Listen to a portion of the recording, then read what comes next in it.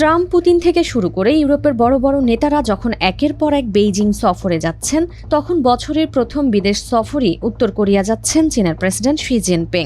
গত ৮ মাসের মধ্যে প্রথম বিদেশ সফরেই শির উত্তর কোরিয়াকে বেছে নেওয়া প্রমাণ করে কিম জং উনের সঙ্গে দেখা করাকে কতটা গুরুত্ব দিচ্ছেন শি। চীনের রাষ্ট্রীয় সংবাদ মাধ্যম জানিয়েছে, আগামী ৮ জুন ২ দিনের রাষ্ট্রীয় সফরে উত্তর কোরিয়া যাবেন শি জিনপিং। ২০১৯ সালের পর এটাই শির প্রথম পিয়ংইয়ং সফর।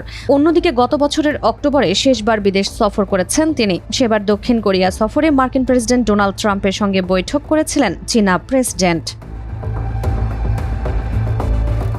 চলতি বছর অবশ্য একাধিক বিশ্বনেতা বেইজিং সফরে যাচ্ছেন। সিএনএনের হিসাব অনুযায়ী ২০২৬ সালে এখন পর্যন্ত ১৭ জন বিশ্বনেতা বেইজিং সফর করেছেন। অন্যদিকে কিমের সঙ্গে শি সবশেষ সাক্ষাৎ করেছেন গত বছরের সেপ্টেম্বরে। বেইজিংয়ে বিশেষ সামরিক কুচকাওয়াজ অনুষ্ঠানে কিম ছিলেন শির বিশেষ অতিথি, যেখানে উপস্থিত ছিলেন রুশ প্রেসিডেন্ট ভ্লাদিমির পুতিনও। বেইজিংয়ে এই তিন নেতার এক হওয়া তখন আন্তর্জাতিক অঙ্গনে ব্যাপক আলোড়ন তৈরি করেছিল।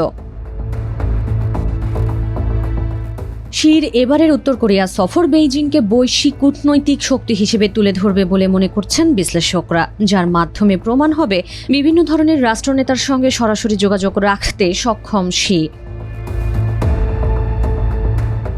এদিকে শির এবারের উত্তর কোরিয়া সফর নিয়ে নানা জল্পনা তৈরি হয়েছে। অনেকেই ধারণা করছেন ট্রাম্প ও কিমের মধ্যে সম্ভাব্য নতুন আলোচনার পথ তৈরির চেষ্টা করবেন শি।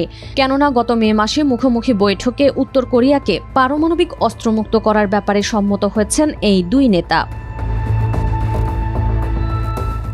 উত্তর কোরিয়া অবশ্য এক্ষেত্রে আন্তর্জাতিক নিষেধাজ্ঞা এবং ট্রাম্পের বারণ অমান্য করেই তাদের পারমাণবিক অস্ত্র কর্মসূচি এগিয়ে নিচ্ছে।